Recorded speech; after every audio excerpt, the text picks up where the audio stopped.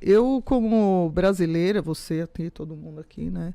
O que eu percebo muito é, assim, nós votamos nas pessoas, a gente acaba votando na promessa que aquele candidato faz, né? E o candidato às vezes não consegue cumprir aquilo que ele falou. E por que que isso acontece? Né? Por que que ele promete e ele não consegue cumprir aquilo?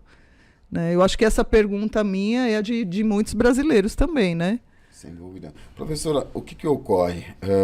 Tem um anseio do candidato de ganhar as eleições. E muitas das vezes, dentro desse anseio, o candidato acaba oferecendo o que ele não só pode cumprir, mas o impossível de ocorrer e de acontecer. A nossa dinâmica é totalmente distinta, ela é diferente. A nossa dinâmica ela vem voltada em cima de propostas reais, né?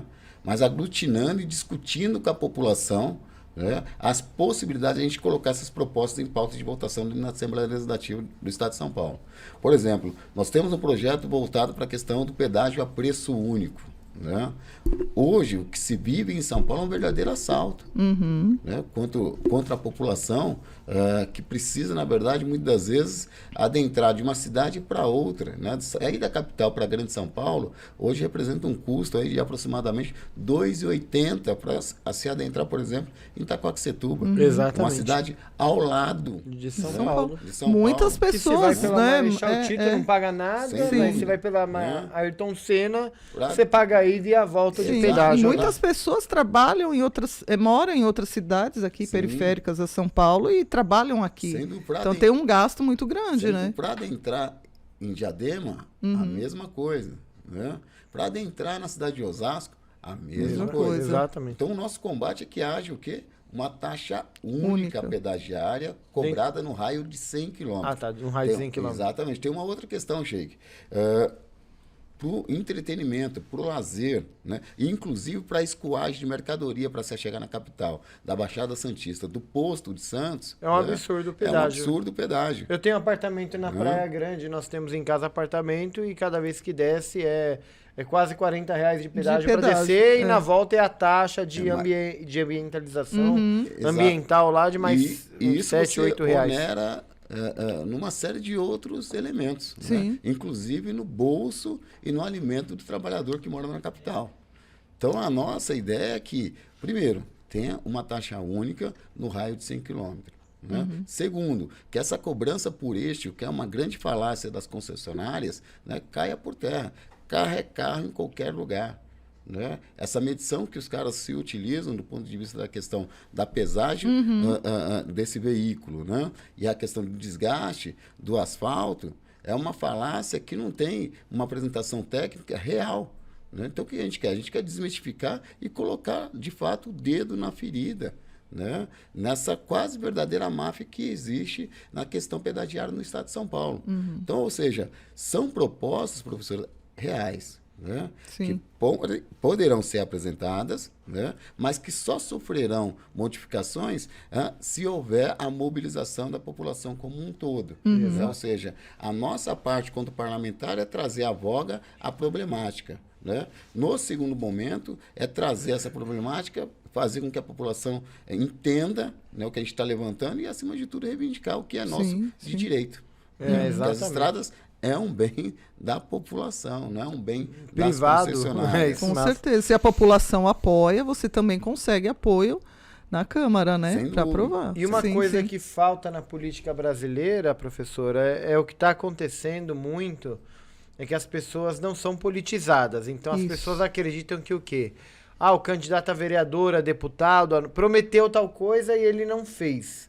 Na verdade, a gente tem que analisar bem se as propostas são coerentes. E tem que acompanhar o candidato, saber em quem você votou para deputado estadual e federal.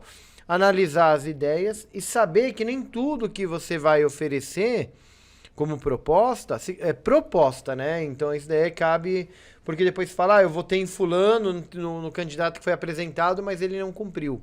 Mas tem o porquê de não cumprir. Você sabe que lá na Câmara tem um número grande de deputados, se apresenta uma proposta, até eles aprovarem, votarem, o governador sancionar, para ela poder ser colocada em prática, né? Então a gente tem que analisar isso daí. Tem muito aí candidato fazendo propostas absurdas que a gente sabe que depois nem vai bater com o orçamento e nem vai bater com a aceitação, e é um projeto que não vai para frente. Não, e todo né? mundo que chega lá também tem suas propostas. Sim. E não dá para aprovar tudo, por isso que é importante que as propostas sejam realmente úteis, né? Que tem o pé no pra chão, sociedade. sejam úteis. Isso. E às vezes, para facilitar a vida da pessoa mais pobre, é uma coisa tão simples, que nem o pedágio de Itaquá, por exemplo, taxar numa taxa única, que era um pedágio de 90 centavos e hoje já está a R$ 4,20, é um absurdo já. Pesa para quem usa todo dia esse pedágio aí, né? E as nossas É uma proposta real. Sem dúvida. E as nossas propostas, Sheik, elas são muito atreladas uma à outra, né? Dentro de uma questão real. Para isso, a gente pensa em apresentar também, né, um projeto que institui as cidades acima de 200 mil habitantes, que elas se transformem em polos 24 horas. Por que eu digo isso? Na capital, por exemplo, nós dispomos de uma média de 13 milhões de pessoas oficialmente falando. Talvez não oficial, pode chegar a 14 a 16 milhões. Né? Só que nós somos uma cidade, a quinta maior do mundo, que ela funciona até 1 da manhã. Então, a nossa ideia, primeiro, é que o metrô possa estar servindo essa população 24 horas. No mesmo raio de tempo diário? Evidentemente que não. Mas um tempo reduzido, talvez a cada 10 minutos, a cada 15 minutos, né? Para servir essa população nossa, por exemplo, da Zona Leste de São Paulo. Isso compete a um deputado estadual ou compete ao municipal? Isso compete ao deputado estadual e, acima de tudo, a execução do governador. E isso daí foi estudado? Gera um custo maior para a população? Vai ser cobrado o metrô? Vai falar, vamos trabalhar 24 horas? Tem-se uma falácia dos metroviários e tem-se uma falácia também do atual governador, dizendo que é impossível nós dispormos de um metrô 24 horas na cidade de São Paulo. Eu digo falácia porque os metrôs no México funcionam 24 horas. Não, mas em qualquer grande cidade do mundo, os metrôs funcionam 24 horas. Não, o transporte público em geral. Eu nunca entendi São Paulo, uma megalópole, não funcionar o transporte público 24 horas. Agora, por que eu defendo essa ideia, né, da cidade 24 horas, incluindo a questão do transporte 24 horas? Para haver uma integração com a grande São Paulo. Né? A gente não pode viver só no nosso nicho de capital sem esquecer da grande São Paulo. Sim. Né? Guarulhos, por exemplo, é a quarta maior cidade do nosso estado, se não do país. Né? Ou seja, você fomentar esse transporte 24 horas, automaticamente você fomenta também, né, o comércio local. Agora, Alex Minuim, evidentemente, se abre o comércio local, esse micro, pequeno empresário que gera emprego, ele vai ter uma isenção? Ele precisa ter isenção. Né? Agora, é inconcebível para a gente ter uma cidade como a nossa em que um único bar funcione 24 horas no centro de São Paulo, nesse caso o Estadão, e que não recebe incentivo nenhum. E nós estamos falando de uma cidade que dispõe de 12 milhões de habitantes ali, registrado, fora os não registrados, que devem chegar ali em torno de 3 milhões de habitantes. Ou seja, nós não podemos ter uma cidade parada à 1 da manhã. Muito pelo contrário, uma cidade como a nossa, as grandes São Paulos como a nossa, tem que funcionar diurnamente e noturnamente, justamente para dar de conta, né, essa demanda que a gente tem de trabalhadores. Né?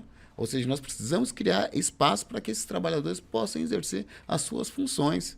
Exato. E isso é pensar a cidade de São Paulo. Sim, isso é pensar o incentivo, estado né, de ao São emprego Paulo. e tudo Aí mais. você pode até me com perguntar, certeza. Sheik, por que essa proposta nunca foi apresentada na Assembleia Legislativa do Estado de São Paulo? Exato. Ou até mesmo numa Câmara Municipal pelos vereadores?